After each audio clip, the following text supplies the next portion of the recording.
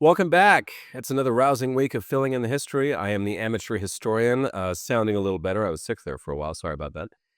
This is episode 43. We're going to be talking about Doctrine and Covenants 121 through 123. And this is a really interesting moment because, I mean, to put it simply, this is all in one letter. There's a portion that is from another letter, but basically there were two letters written within a few days of each other.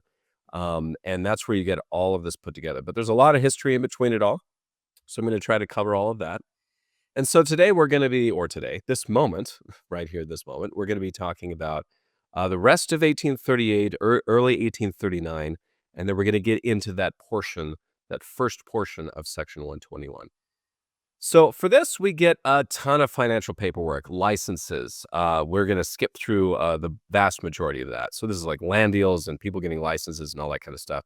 A lot of that's going to be skipped. What we're actually in here is the Liberty Jail moment. And if you are familiar with church history at all, you know that Liberty Jail is a major moment. I know some general authorities have called it the Temple Prison because there was a lot of very special and very sacred things that happened during that period, and so we're going to try to cover those. But at last we left our heroes was on July 8th of 1838 with a series of revelations happening on the same day. If you recall, 117, 18, 19, and 20 were all given on that same day. That's just how we have it today. We also get a letter on that same day to William Marks and Newell K. Whitney that shares the revelation that was directed to them, which is nice. So a copy was made, a letter was sent out, and we have a copy of that letter still, which is fun. After that, we get a deed, and then we get a certificate from Elias Higbee, which I will read. And this is kind of interesting. It says, "This is to certify that I have received satisfactory proof that a certain lot of goods taken by virtue of a search warrant found in possession of Sylvester Hewlett are goods stolen or embezzled, and are goods belonging to Joseph Smith Jr., Sidney Rigdon, and others, and Hyrum Smith. And I therefore deliver the said lot of goods unto Joseph Smith Jr. and others as aforesaid, and that he will take full possession of the same. Certified by me this 9th day of July, AD 1838, Elias Higbee, J.C.C.C.C. JCCCCCCC means Justice of the County. Now, I don't have any other information about what happened, but apparently somebody stole from the store that Joseph Smith and Sidney Rigdon and other people had partnered up in making for the Saints, and somebody stole their stuff. And Elias Higbee, and you'll see him sort of certifying a lot of documents here on out, is basically saying like, I'm the justice of the peace in this sort of area, and I'm taking care of business legally. So I wish I had more for you. I thought that was kind of fun to notice. I was like, I guess somebody stole from Joseph Smith. After this, we get a receipt from Samuel Music, very lovely name to hear. Minutes of a meeting on the 26th of July about a few rules being laid down, as well as defraying the expenses of those who went out to scout out land in Adamon and so forth, kind of taking care of, hey, we had to go on an expedition to find new land, and we need to reimburse the people who did that. It is resolved that the bishop can receive in his jurisdiction properties and so forth, but no further. And so at the time, if you recall, there was really only two bishops in the church, and so they're really dividing this out of like, no, you have a jurisdiction, and that's all you get. And then the last thing we get from that meeting is a resolution to stop the selling of liquor in Far West, teetotaling it, as they used to say. John Higbee then gets a license, and then we get a discourse found only, by the way, in a book called Mormonism Exposed. Eesh. It is not exactly friendly to the church. It is an anti-Mormon book, and I find it interesting. We actually get two discourses that were only contained here. And so it's a short sort of summary of his discourse, but this is what it says. This is out of an anti-Mormon book. It says, Brother Joseph Smith then preached and took his text in 1 Thessalonians 5:15 to the 23rd verse. He preached on prophecy and said that the Spirit of God had appeared to him with wonderful light and majesty in such a manner that we would not believe him, were he to tell us what he had seen, and that he could not say what God did these things for. But, said he, I cannot help it. I know that all the world is threatening my life, But I regard it not, for I am willing to die at any time when God calls for me. I have been beaten, abused, stoned, persecuted, and have had to escape by day and by night. I have been sued at law and have always proved myself innocent. I have had 21 lawsuits. I am of age and care not how long I live. Not my will be done, but thine, O Lord. And there you go. That's the end of that. And we'll get into another one of these later, but that was a discourse, a summary of a discourse. We get the opening page of the Elders' Journal, which is volume 1, number 3. This is talking about where the new place for the saints to land will be. And this is sort of describing that for the church. We get another license, and then we get a discourse by Joseph Smith, once again, in Mormonism Exposed, and it's short, so I'll just read it out. It says, "The prophet exhorted the brethren to be of good cheer, and not to be scared at trifles, that he would tell them when danger was near, that at present he did not even anticipate such a thing, for us to hold ourselves in readiness at a moment's warning, well armed and equipped to go down to Carroll County and rescue Brother George M. Hingle, or Brother Hingle, who is in a suffering condition, that they must expect to endure trials there." That's the discourse. So it's him sort of saying, hey guys, once again, we might have to head off and do what we got to do for one of our own. We get a receipt. We get another edition of the Elders' Journal, and then an affidavit from the state of Missouri against Joseph Smith for a confrontation between some LDS people and Adam Black at his house. Now, we're going to be hearing a lot about this. That resulted in the killing of 2 members of the church. Now, when the story got out, Joseph traveled to the area and found out that actually nobody had been killed, but a few people were definitively injured. Joseph was arrested and asked to be tried in his own county because he felt like it was a safer option, and he was probably right. Therefore, this affidavit was written and certified, but there's actually no evidence that it was ever used in court. And so this whole ordeal was confirmed to be the work of vigilantes who were trying to drive the saints away again. It was just they were using the law as a vehicle to get there. Next up, we get what's called a reconnaissance for Joseph and Lyman White to appear in Davis County Court to stand trial for some charges. The historical introduction explains kind of how this panned out, and it says, "Subsequent events did not permit Joseph Smith and White to appear before the circuit court in November. By then, both men were in state custody on charges of treason and other crimes allegedly committed during the conflict between church members and other Missourians in October of 1838. On the 1st of March, 1839, King delivered the reconnaissance to Robert Wilson, clerk for the Daviess County Circuit Court, who docketed the document and filed it with the court. Joseph Smith and White fulfilled the conditions of the reconnaissance when they appeared before the circuit court in April 1839 to answer questions that indicted the Latter-day Saint leaders and 13 other church members for rioting. So that's just him saying, like, hey, we need you to appear. But just so you know, this sort of thing that happened, this riot, this Adam Black thing, starts to escalate, and it eventually does lead to them being jailed in Liberty Jail. But we'll get to that as we go along. After this, we get a few land patents. This is basically Joseph Smith buying land. Then we get another affidavit printed in the Niles National, or Niles maybe, National Register paper under the heading of The Mormon Difficulties.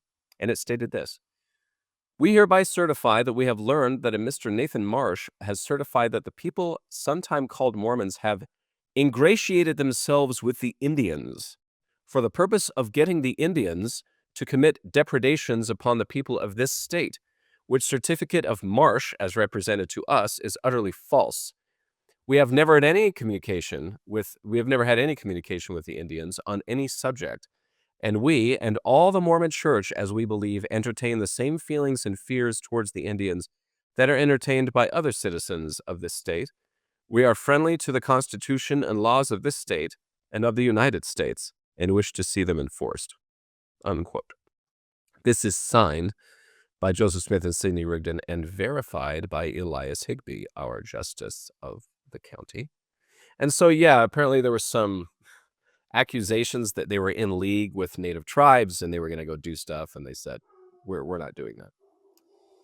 All right, next we get a letter from Austin King, which is a judge that Joseph Smith and Sidney wrote to for counsel and advice on the conflict happening at Adam Black's house. The judge responded with an order that the state militia should be called to defuse the situation and that everybody needs to be released and sent home. So that was good. So that little letter to Austin King, and it actually kind of sends back right away, did work, and they were able to defuse that situation. Joseph then sends a letter to a man by the name of Stephen Post, or maybe Stephen Post, but I think Stephen Post, and clarifies some doctrine, some teachings, some news about the issues that they were facing and how they were moving to Missouri. So this is just him writing to a member of the church and saying this is the situation and so forth. So kind of fun to see a little bit more of a personal approach to that rather than just in a paper. After that, we get a pay order, we get a receipt, and then we get a lot of licenses from the General Church and License Book. That's where these come from. Following these are a lot of letters of recommendation.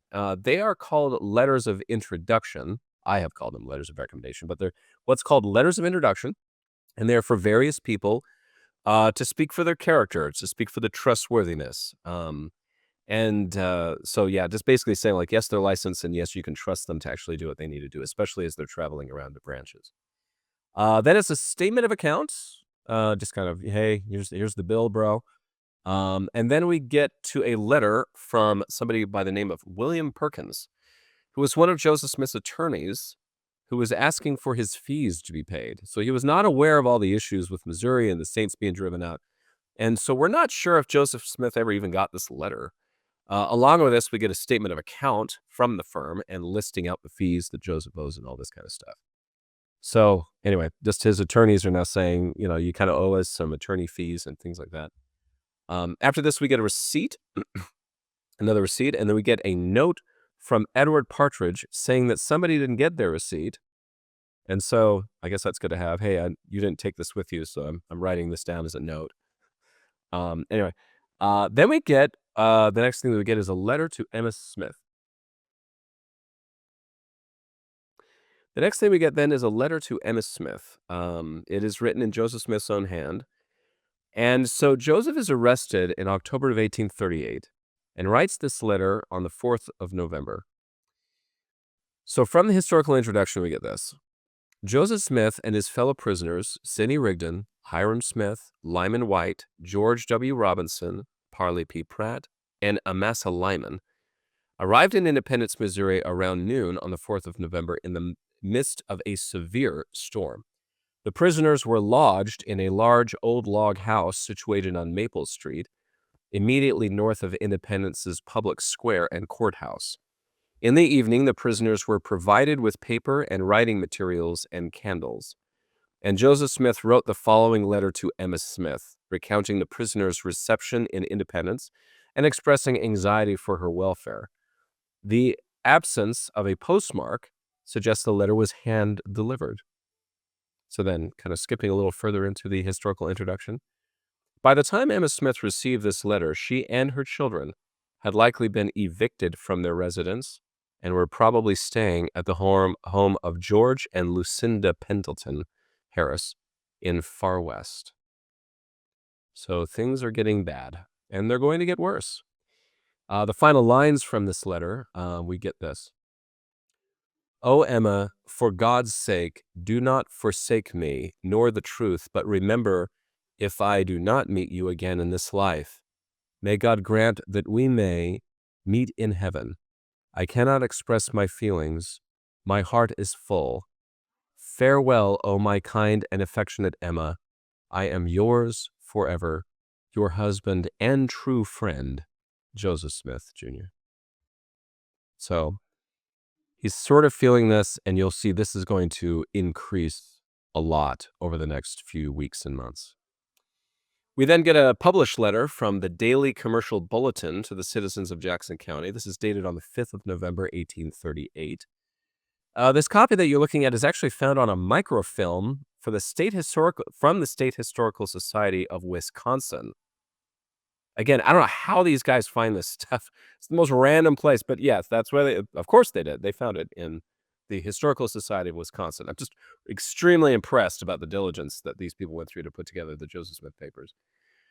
But anyway, the members actually thank the Jackson County residents for how they are treating Joseph Smith and company in prison. And we believe this was a play to hope that the good behavior would continue. And so they're basically praising them, thank you so much, you're doing a fine job taking care of them, and trying to build a sense of good feelings so they didn't do any violence to the prophet and his people. We got a few more statements of account, bills to pay, but there's kind of other people taking care of that because Joseph's gone. Then there is another letter to Emma Smith from Joseph's hand. He is in jail with the same people, and he says that they are chained together, but also, quote, "Thus we are bound together in chains as well as the cords of everlasting love. We are in good spirits and rejoice that we are counted worthy to be persecuted for Christ's sake," unquote. So it's kind of interesting. The end of the letter is this. It says, "Oh, my affectionate Emma, I want you to remember that I am a true and faithful friend to you and the children. Forever my heart is entwined around yours forever and ever. Oh, may God bless you all. Amen. I am your husband and am in bonds and tribulation, etc." To Emma Smith from Joseph Smith Jr. P.S. Write as often as you can, and if possible, come and see me, and bring the children if possible. Act according to your own feelings and best judgment, and endeavor to be comforted if possible. And I trust that all will turn out for the best. Yours, Joseph Smith. So kind of sad. If you can see me, please do, but please use your best judgment, because obviously he probably didn't want her or his children hurt. All right, next thing that we get from this is an agreement with Alexander Donovan, one of our good friends in the church, never remember, but he was asking if Alexander would be willing to take land for payment to represent the church leaders that while they were in jail. So instead of cash, it's like, well, we can give you land instead if you like. So after this, we get another letter from to Emma, which is very brief. It says this: December 1st, 1838. My dear companion, I take this opportunity to inform you that we arrived in liberty and committed to jail this evening, but we are all in good spirits. Captain Bogard will hand you this line. My respects to all. Remain where you are at present. Yours, etc., Joseph Smith, Jr. So now we are officially in Liberty Jail, and he's going to stay there for a while. And note that date. This is December 1st. So winter is setting in, and this is a very trying time because they are in the dead of winter for the most of this. All right. The next thing we get is a long letter to the church generally in the hand of somebody by the name of Zina Huntington. It is 7 pages long on loose pages. We also get a copy of this letter to Phoebe Woodruff. One is published in the Times and Seasons, and one is in the Manuscript History of the Church. So this is kind of an important letter. It's dated the 16th of December, 1838, from Liberty Jail. So Joseph already was in state custody for about 6 weeks before they went to Liberty Jail.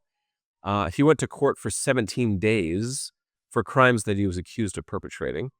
And so the historical introduction shares the sort of the tone of this letter. It says this: Much of the letter condemns dissenters, the devil's emissaries. Joseph Smith contended that they cooperated with the saints' enemies during the recent conflict and were therefore responsible for the deaths of several Latter-day Saints, for Joseph Smith's arrest and incarceration, and for the expulsion of church members from the state. Joseph Smith focused his ire on the delegation that had negotiated with Major General Samuel D. Lucas on October 31, 1838. George M. Hinkle, John Corll, Reed Peck, William W. Phelps, and John Clemenson. Joseph Smith argued that the delegation had betrayed him, resorting to deception to lure him into the enemy's camp. Additionally, Joseph Smith asserted that several other dissenters, including Oliver Cowdery, David and John Whitmer, and Thomas B. Marsh, had spread false rumors that endangered the church. Joseph Smith also contended that the teachings of Samson Evard, a former Danite general, were not authorized by the First Presidency. In the letter, Joseph Smith also stated that the many dissenters who testified for the prosecution at the November 1838 hearing had borne false witness against the Mormon prisoners. But there's more to this letter than just negativity, and so the historical introduction goes on. Although much of the letter is colored by Joseph Smith's indignation towards the church's opponents, Portions of the epistle also reflect confidence that God would vindicate the saints, comparing the dissenters to Haman, Balaam, Korah, and Job's false friends, biblical figures who had sought to hinder and persecute God's people. Joseph Smith reassured church members that just as the Lord rescued his ancient followers from their oppressors, he would deliver his latter-day people. Perhaps responding to dissenters who challenged Joseph Smith's prophetic leadership, Joseph Smith also included in the letter the text of a revelation that declared he retained the keys, or the divine authority, that had been given to him. Near the close of the letter, Joseph Smith promised the saints that although Zion appeared to be dead, it would ultimately be revitalized. And that letter was very widely shared and published in the Times and Seasons periodical. Okay. We get a receipt, and then we get a petition to Elias Higbee for a writ of habeas corpus so that they didn't have to spend so much time in jail and they could actually get out. And that writ of habeas corpus ends the year 1838. So thus it ends. And thus ends this part. So as we go into our next part, we're going to be talking about early 1839, and also what I like to call the first portion of what we now call Section 121 of the Doctrine and Covenants. So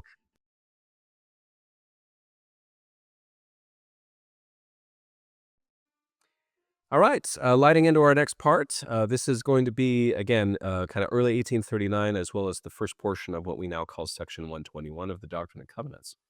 So we will start our year off in 1839 with a receipt from William Smith. It's a good way to start. And $20 is what it's worth. So there you go, $20 receipt. This is followed by a receipt from Sarah Beeman, and then a letter to Heber C. Kimball and Brigham Young on the 16th of January, which directs them as apostles to direct the affairs of the church while the first presidency is in prison. All right, so if you're paying attention, Brigham Young has now just temporarily taken over the affairs of the church, and he will be eventually the successor of Joseph Smith as the president of the church.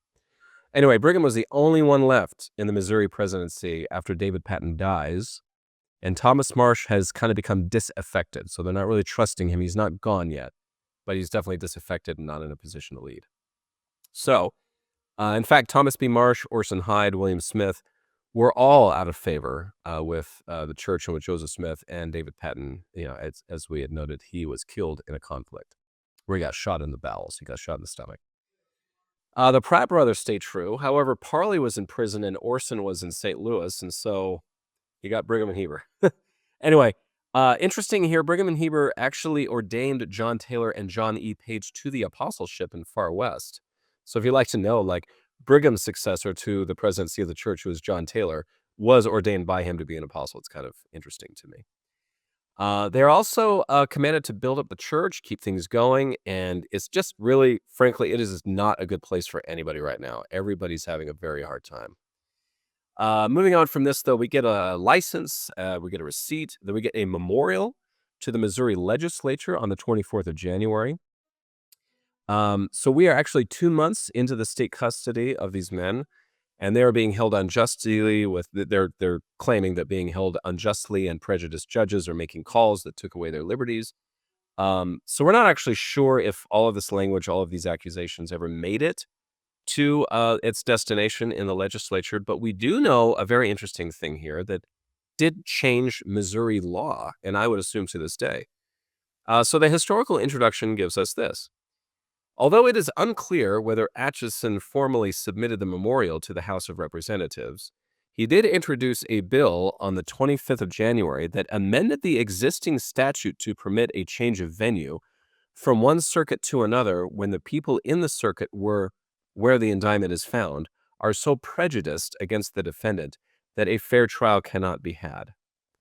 Both the House and the Senate passed the bill, apparently without controversy, and Boggs, Lilburn Boggs, that signed the execution order, signed this into law on the 13th of February, 1839. So in Missouri, state law, and I would assume this is the same to this day, if you're going to go to court in the county that you're in, and you're like, look, everybody here hates me so badly, I cannot get a fair trial, you can have a change of venue. So which kind of makes sense, I think. I think almost everybody can do that nowadays. But anyway, that was a new law because of this whole situation. So I thought that was interesting.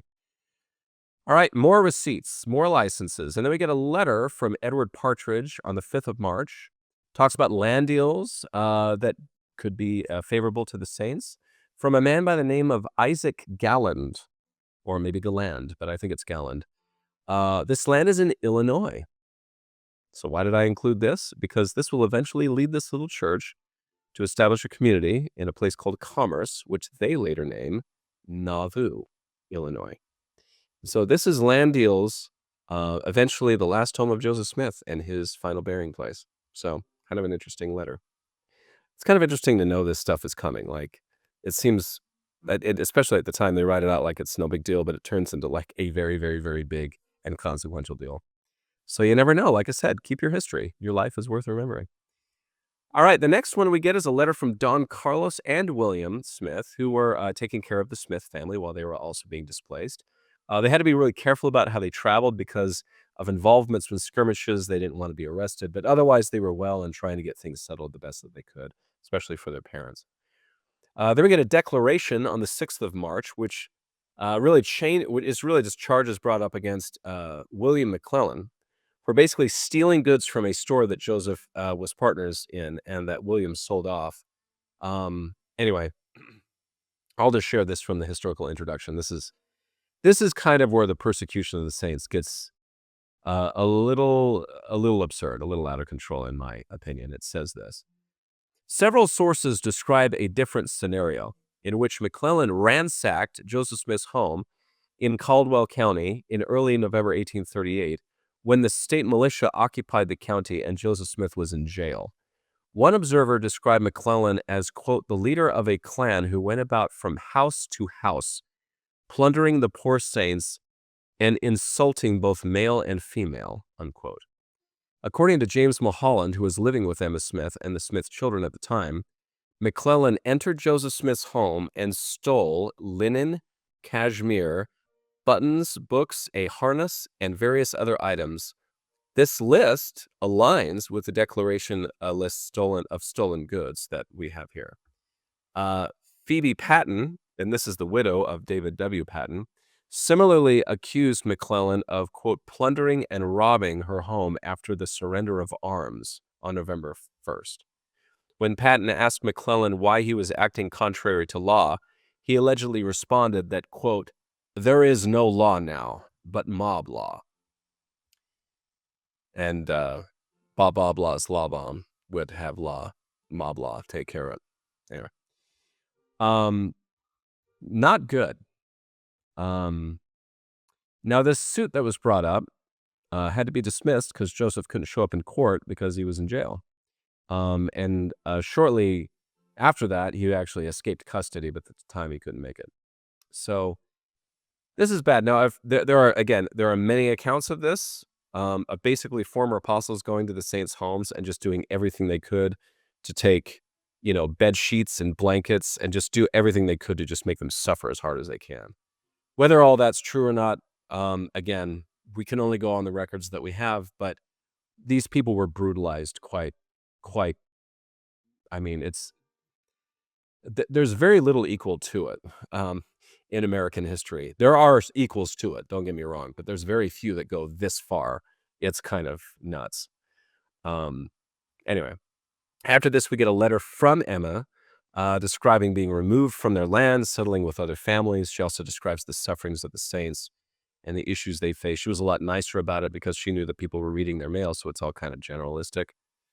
We get a petition for habeas corpus that gave prisoners the right to see a judge to find out if their incarceration was even legal at all. So that petition is sent out.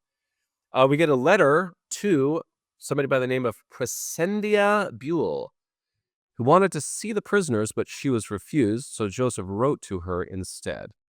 And this was a letter instructing on whether to move to Missouri or Illinois. They had that question, and Joseph told her and her family that they should go to Illinois, which, yeah, Missouri is not really the place for you right now. We get a letter to the church on the 20th of March, 1839, and this is where you get the first portion of section 121. So this is in the handwriting of Alexander McCrae and Caleb Baldwin, and I'm going to introduce these people a little bit further in our next part, but that's who's actually writing this down. This letter is written very much, and the next one as well on the 22nd. This is 2 days later.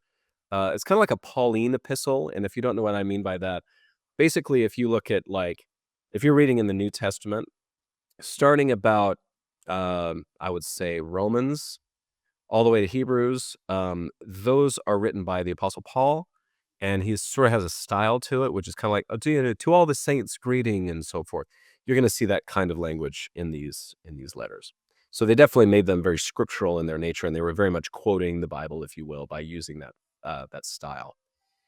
Some other versions that we have of this, besides what you see here, is a letter this letter was actually published in the Times and Seasons, and then a copy of it winds up in the manuscript history of the church, which means it shows up in the volumetric history of the church that we have. All right, so historical introduction to this. What are these letters for? So the historical introduction gives us this. As the main body of Latter-day Saints was relocating from Missouri to Illinois and Iowa Territory, Joseph Smith apparently envisioned writing a series of general epistles in March of 1839 to offer guidance and instruction in the wake of the catastrophic changes of the previous year. Further into this, the immediate catalyst for the 20th of March letter was the arrival of Latter-day Saint David W. Rogers the previous evening. Rogers brought the prisoners a packet that contained letters from their families and friends, a letter from Illinois land speculator Isaac Gallen, and the documents and papers sent by the authorities at Quincy. So it's a very long letter. So we'll get into the structure of it a little bit here. Stylistically, the 20th of March letter is reminiscent of the Apostle Paul's epistles in the New Testament. Paul frequently named his companions in opening greetings and utilized the first-person plural voice even when he was the primary author of the letters. In a similar fashion, the 20th of March 1839 letter opens with greetings from Joseph Smith in company with his fellow prisoners. The body of the letter consistently employs the first-person plural we, our, and us, with the exception of one portion presented in the voice of deity, and all the prisoners signed the letter. Joseph Smith was the principal author, although conversations with the other prisoners may have contributed to the letter's ideas and themes. So we get a portion of this, apparently, that is written in the voice of God. We'll get to that in a moment. Following the opening greeting, the epistle contains an extended meditation on the Latter-day Saints' recent sufferings and the prisoners' frustrations in jail. This part of the missive includes a prayer in which Joseph Smith pleads with God to deliver the saints from their oppressors.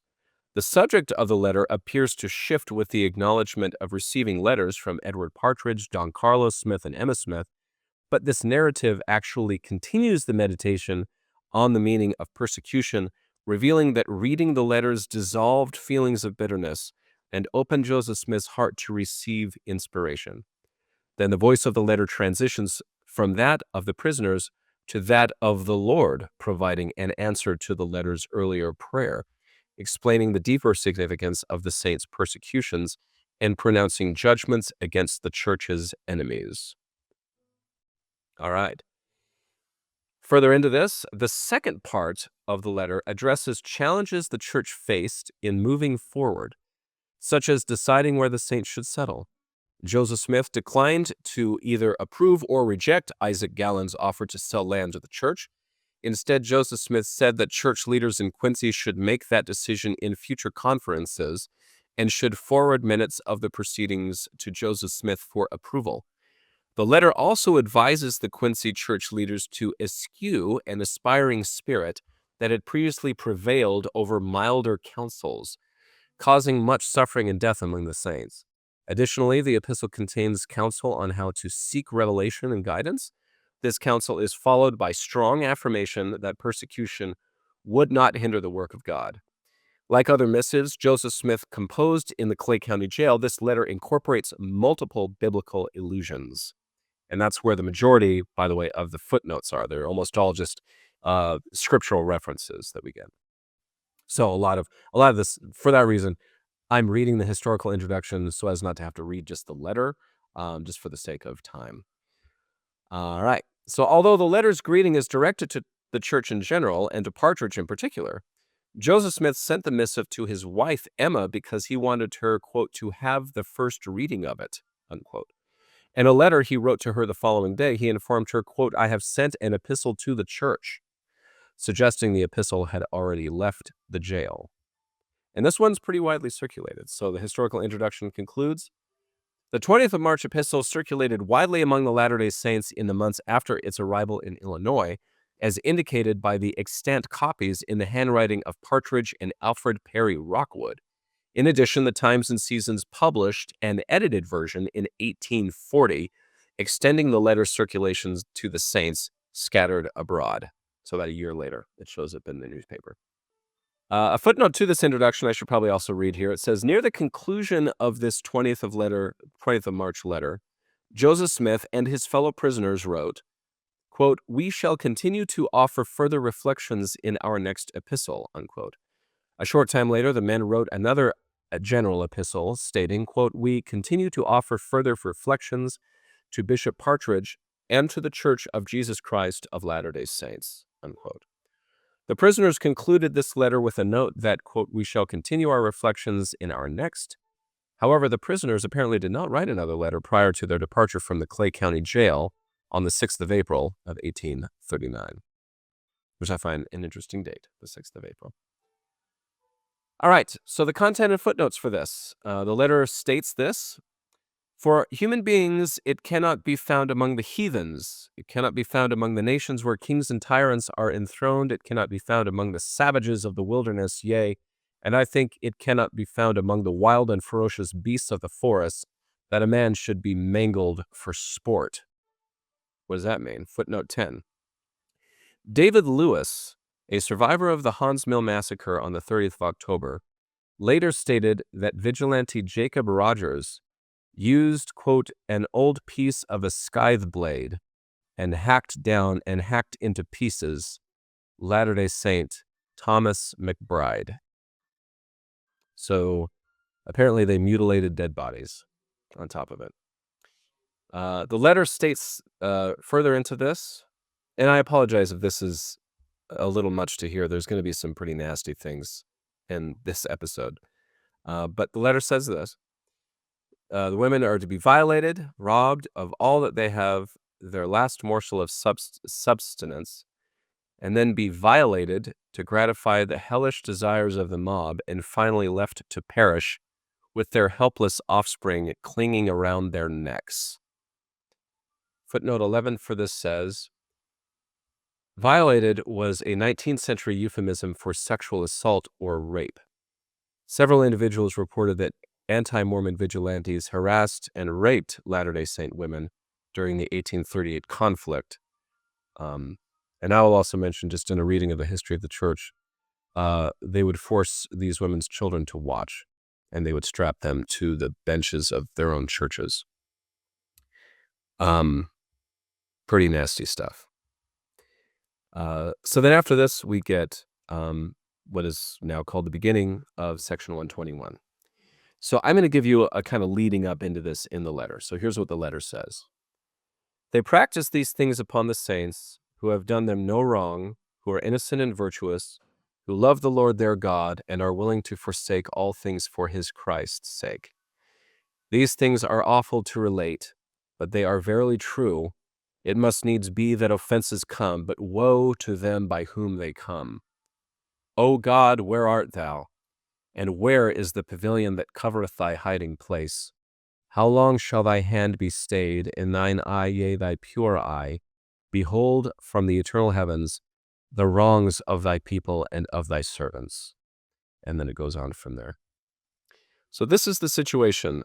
People are being murdered and dismembered, hacked to pieces while they're alive, raped in front of their children. That's that children clinging on their necks bit.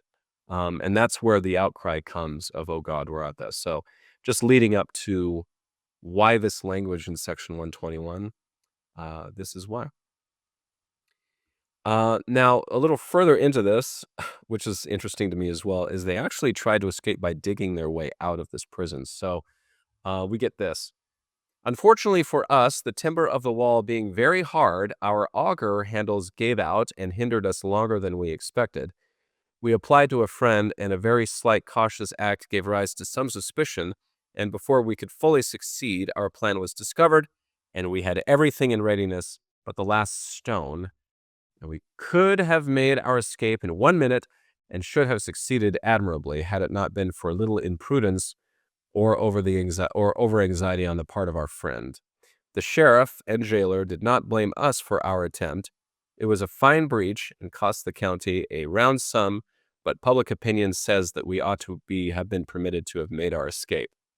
So to put this kind of in English, the sheriff saw that they had almost made it out. They had like a stone in their way, and they were almost there.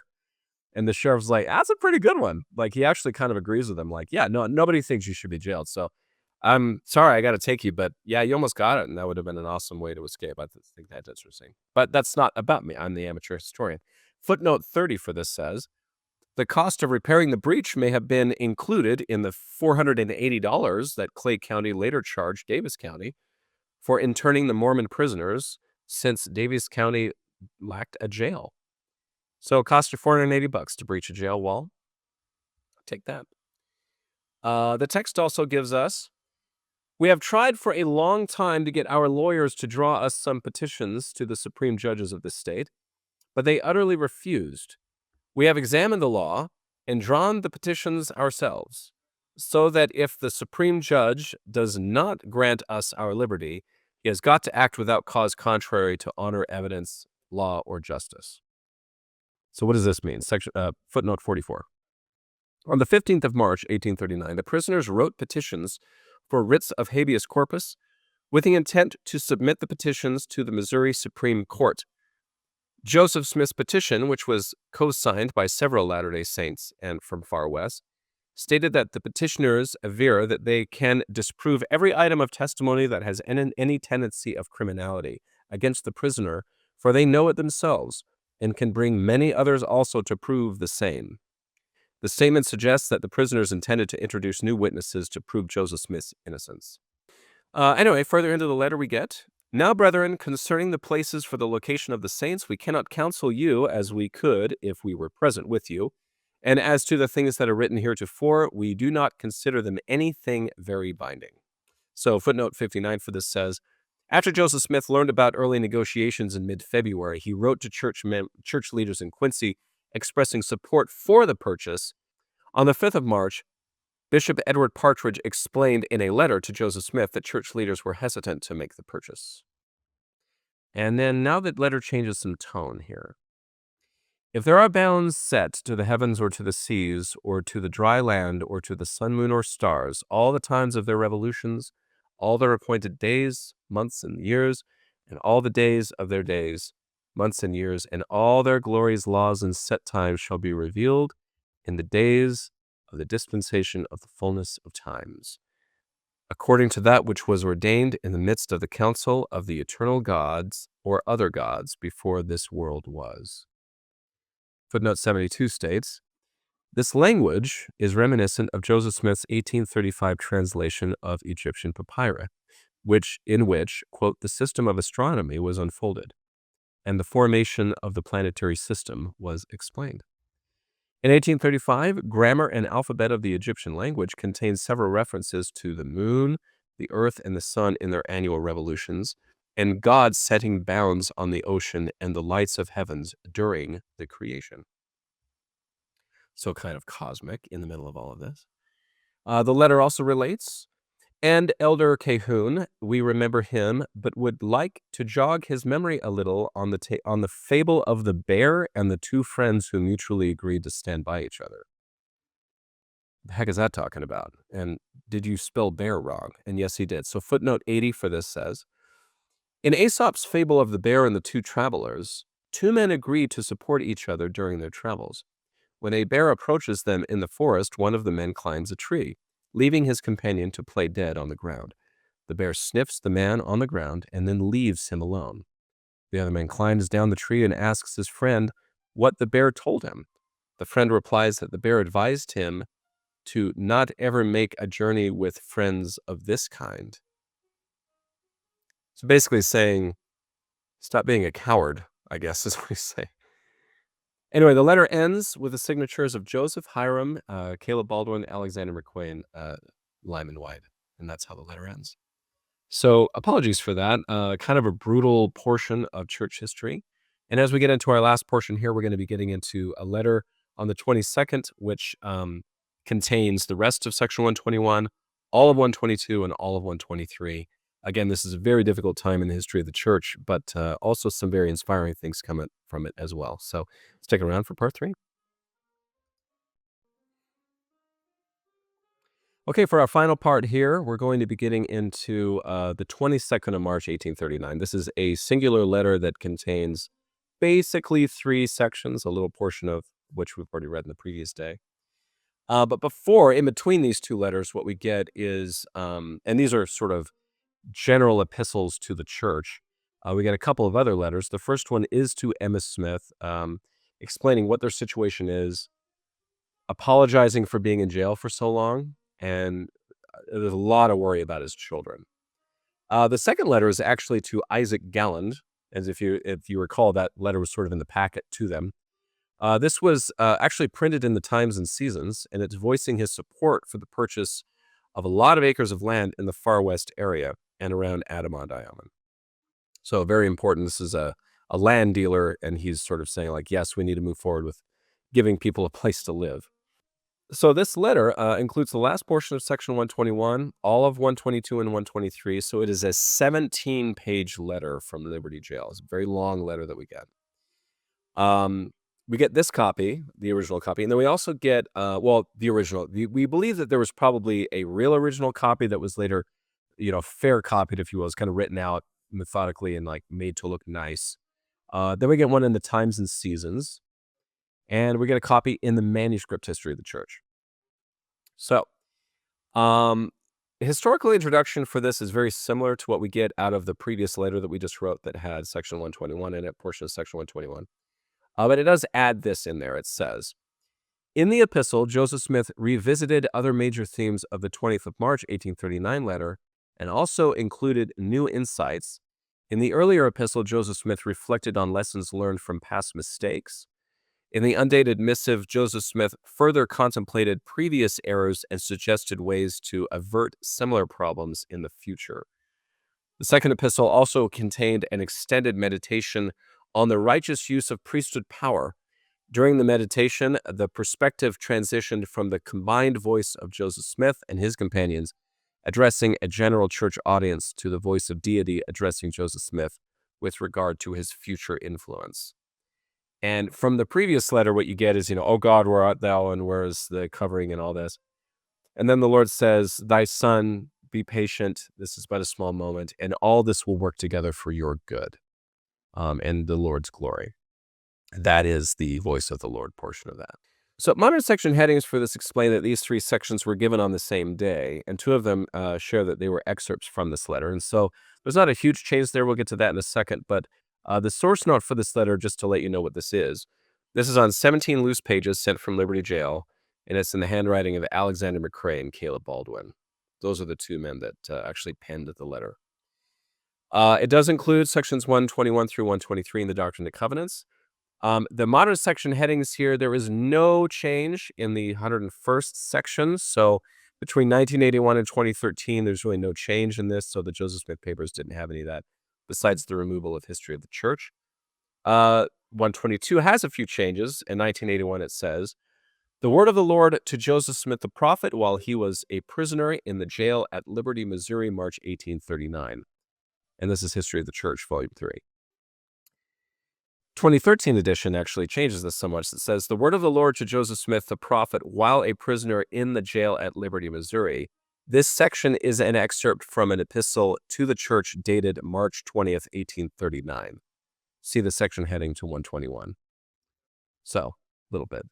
And 123 has another few changes. In 1981, it says, duty of the saints in relation to their persecutors, as set forth by Joseph Smith the prophet while a prisoner in the jail at Liberty, Missouri, March 1839. History of the Church reference.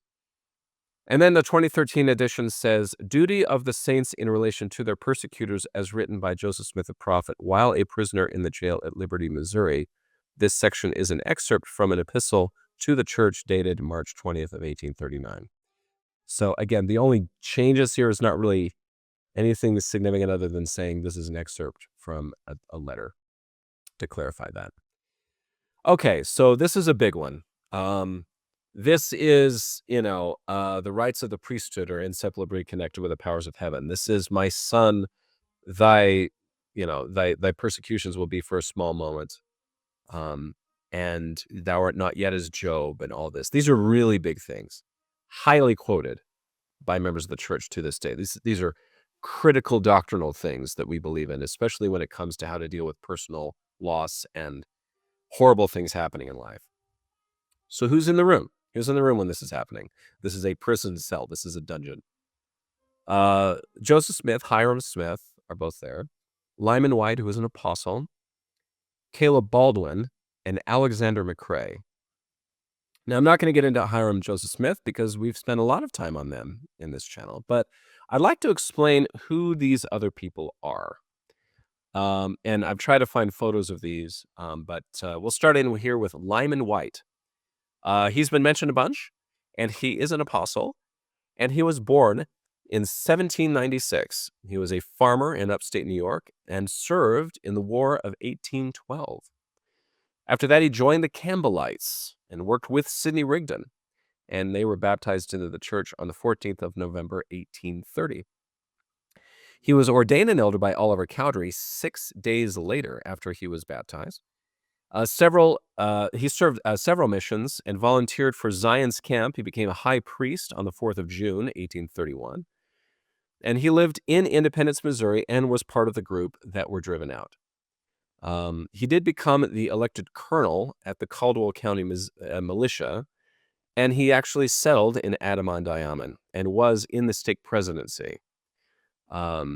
He was in the Danite organization, and at that point, he was actually jailed with Joseph Smith and company. So after the Liberty Jail incident, which will happen after this episode is over, he actually moves to Nauvoo. Holds a few more callings. He is a major general in the Nauvoo Legion and is part of the Nauvoo House Committee. And this is part of, and it also is a part of the Masonic Lodge in Nauvoo. So he was part of both of those organizations.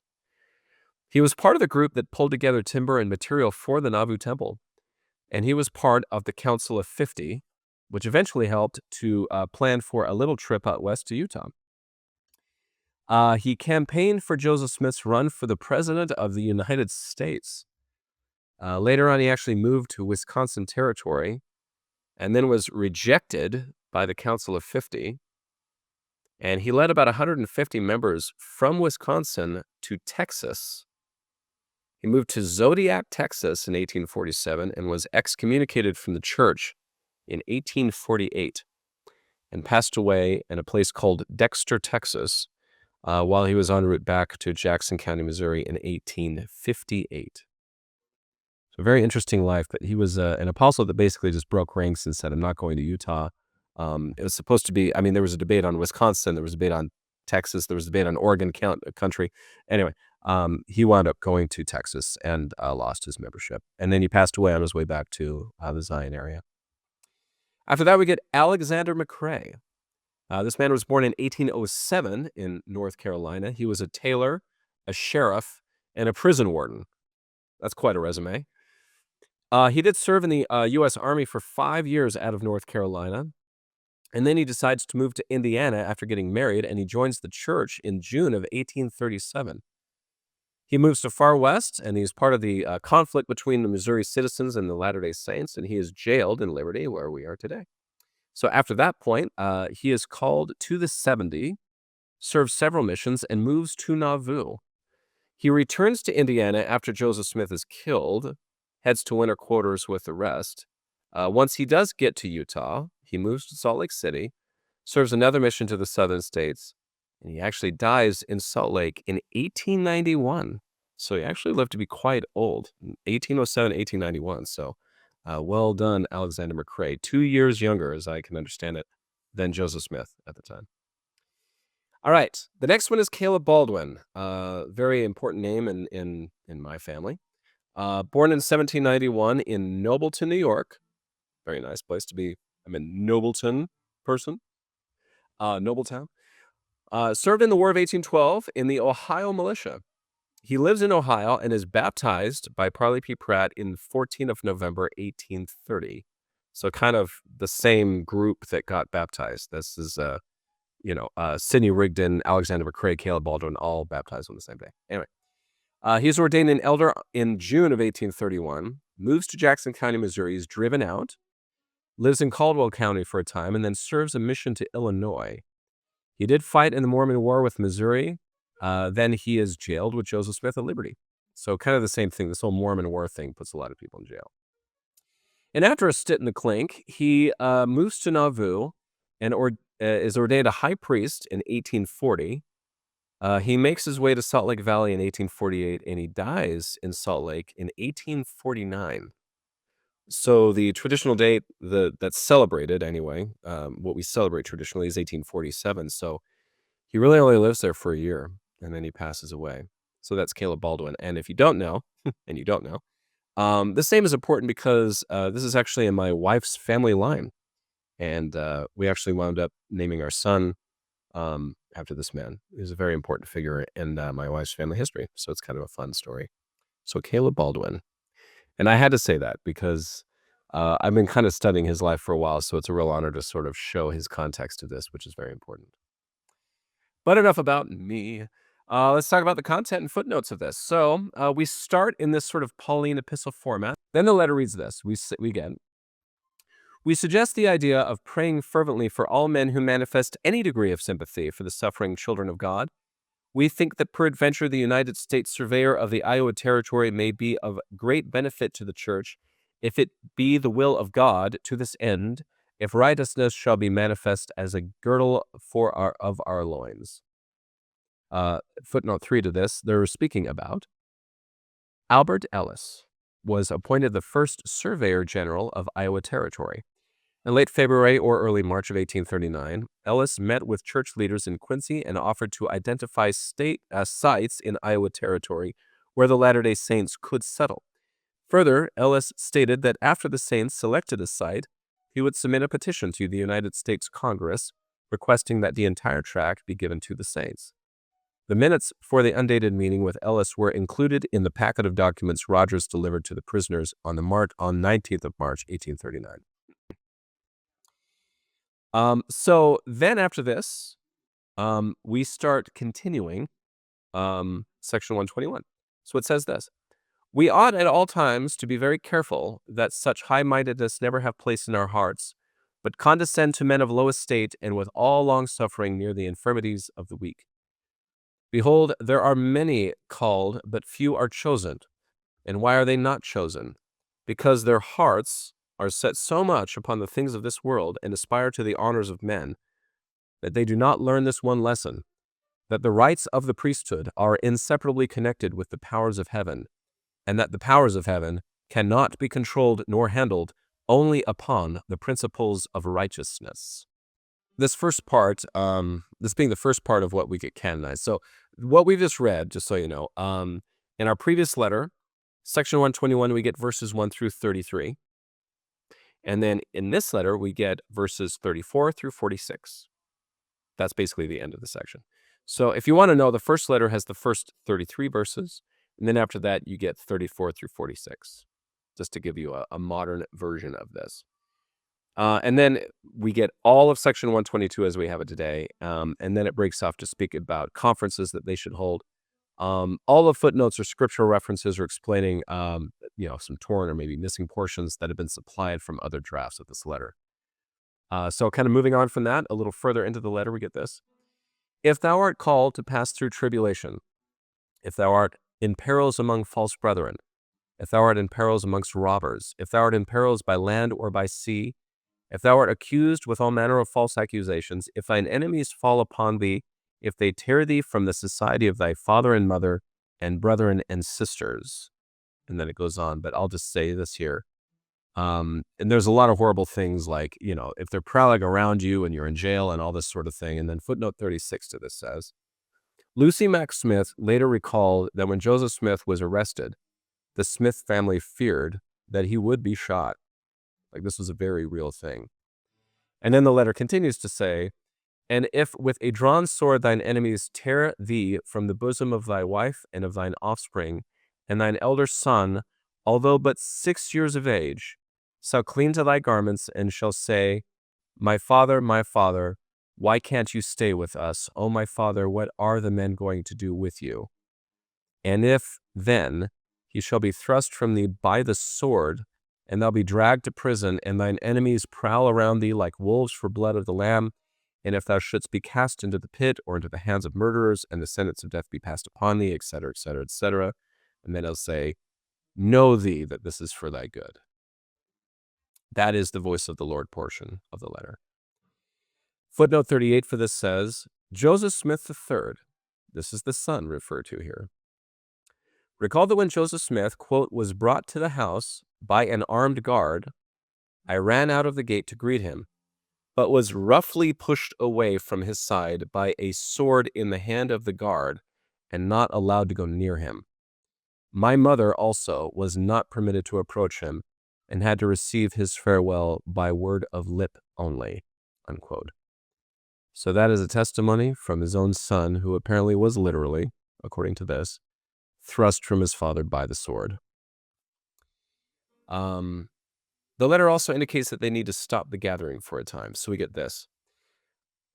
Those from the east and from the west and from far countries, let them fall in somewhere between those two boundaries in the most safe and quiet places they can find.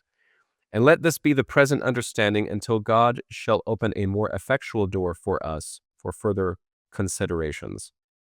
And again, we further suggest for the consideration of the council that there be no organizations of large bodies upon a common stock, principles in property, or of a large companies of firms until the Lord shall signify it in a proper manner. Footnote 46 for this says, on the 16th of January, the First Presidency wrote in a letter to senior apostles Heber C. Kimball and Brigham Young that the gathering of necessity had stopped, but that pending further developments, the Latter-day Saints would consider gathering to Kirtland and the regions roundabout. So this whole idea of let's bring everybody together, he's like, don't do that. In fact, don't get big crowds together. Don't show up on the same property. Just don't do it. It's not safe, which I think is pretty smart, pretty thoughtful, actually. All right, so then the letter goes on, and we start getting into the beginning of section 123, starting with this. It says, and again, we would suggest for your consideration the propriety of all the saints gathering up a knowledge of all the facts and suffering and abuses put upon them by the people of this state, and also of all the property and amount of damages which they have sustained, both of character and personnel injuries, as well as real property, and also the names of all persons that have had a hand in their oppressions, as far as they can get hold of them and find them out. And from here, we get the entire section of 123 as it is in the Doctrine and Covenants today. We do get some, and anyway, so that's how it starts, and then it goes on from there. That's how we get it. Not a lot of footnotes here worth mentioning. A lot of it is like, hey, this is some previous thing which we've already spoken to, or scriptural references. We get some heated words in this letter. It says here, gather up the libelous publications that are afloat, and all that are in the magazines and in the encyclopedias, and all the libelous histories that are published and that are writing, and by whom, and present the whole condemnation of diabolical rascality and nefarious and murderous impositions that have been practiced upon this people, that we may not only publish it to all the world, but present them to the heads of the government in all their dark and hellish hue, as the last effort which is enjoined on us by our Heavenly Father, before we can fully and completely claim that promise, which shall call him forth from his hiding place, and also the whole nation may be left without excuse before he can send forth the power of his mighty arm.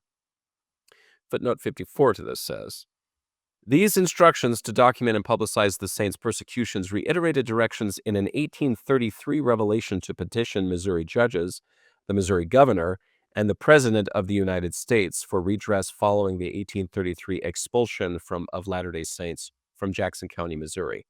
The revelation promised that if these officials denied the saints' petitions, the Lord would arise and come forth out of his hiding place in his fury vex the nation. In late 1833 and in 1834, the church members petitioned the aforementioned officials as well as the American people in general, but the saints received no relief. None. Everybody got away with it. I just put it in modern terms. The letter further reads, "It is an imperious duty that we owe to God, to angels with whom we shall be brought to stand, and also to ourselves, to our wives and our children, who have been made to bow down with great sorrow and care under the most damning hand of murder, tyranny, and oppression, supported and urged upon and upheld by the influence of that spirit which hath so strongly riveted the creeds of the fathers who have inherited lies upon the hearts of the children and are filled and filled the world with confusion, and has been growing stronger and stronger, and is now the very mainspring of all corruption, and the whole earth groans under the weight of its iniquity." Pretty hard language. Footnote 55 for this says, on 22nd of March 1839, Joseph Smith wrote in a letter to Galland that Latter-day Saints opposed creeds or superstitious notions of men, presumably referring to official statements of belief that various religious groups had adopted throughout the history of Christianity. Joseph Smith explained that such creeds violated, quote, "the first and fundamental principle of our holy religion," and he asserted that the saints had the right to embrace all and every item of truth without limitation or without being circumscribed. The letter continues after that, and we start getting section 123. And this is, we get into a little bit about a secret band, and I'll get into that in just a second. It says here, "And again, I would further suggest the impropriety of the organization of bands or companies by covenant or oaths by penalties or secret societies. But let the time past of our experience and sufferings by the wickedness of Dr. Samson Avard suffice, and let our covenant be that of the everlasting covenant as is contained in the Holy Writ and the things that God hath revealed unto us. Pure friendship always becomes weakened the very moment you undertake to make it stronger by penal oaths and secrecy. Your humble servant or servants intend from henceforth to disapprobate everything that is not in accordance with the fullness of the gospel of Jesus Christ." What are we talking about here? Footnote 65 says this. "In June of 1838, the Society of the Daughter of Zion, later known as the Danite Band, was organized in Caldwell County in response to internal and external opposition to the church. Former Danite leader Samson Avard claimed in his testimony before Judge Austin A. King in November of 1838 that Joseph Smith suggested the band should be bound together by a covenant. However, it remains unclear what role, if any, Joseph Smith played in formulating the oath that Avard recited in court. So this, if you want to be in the Danite Society, this is it. Quote, "In the name of Jesus Christ, the Son of God, I do solemnly obligate myself ever to conceal and never to reveal the secret purposes of this society called the Daughter of Zion. Should I ever do the same, I hold my life as the forfeiture." Unquote. John Corll, who was critical of the society, believed that the Danites swore additional oaths to support each other, whether right or wrong, to correct wrongs internally rather than relying on the law to uphold the first presidency without question and to eliminate dissent in the church. Now, if you have read the Book of Mormon at all, this is what we would call a secret combination. Yikes. So basically it's saying, like, and you just read it, we're not doing this. Like, we're not a part of this. We're not going to be a part of this at all. And then the letter actually waxes patriotic. It says this. "This principle guarantees to all parties, sects, and denominations and classes of religion equal, coherent, and indefeasible rights, that they are things that pertain to this life. Therefore, all are alike interested. They make our responsibilities one to another in matters of corruptible things, while the former principles do not destroy the latter, but bind us stronger, and make our responsibilities not only one to another, but unto God. Also, hence we say that the Constitution of the United States is a glorious standard. It is founded in the wisdom of God. It is a heavenly banner. It is to all those who are privileged with the sweets of its liberty, like the cooling shades and refreshing waters of a great rock in a thirsty and weary land. Very beautiful language. Also, we get a very long footnote here, sorry. But this is 70, footnote 70. It says, this language parallels the famous rhetoric of religious liberty that Thomas Jefferson used in his notes on the state of Virginia. This extension of religious liberty involved de-establishing previously privileged churches and ensuring that all churches enjoyed equal rights. These significant legal changes were paralleled by a cultural changes, with white Americans beginning to accept coexistence with members of diverse religious groups.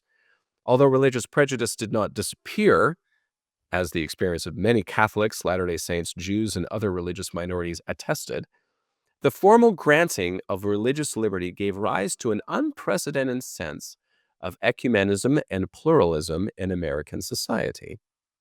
Kind of getting away from a one church to rule them all sort of thing. Footnote 71 for the same quote says, many Americans in the late 18th century and early 19th century interpreted the ratification of the United States Constitution in 1787 as providential, arguing that God inspired the framers as they drafted the charter, guiding them to make the United States an asylum for liberty. In 1833, Joseph Smith dictated a revelation affirming that God established the Constitution of this land by the hands of wise men whom he raised up unto this very purpose.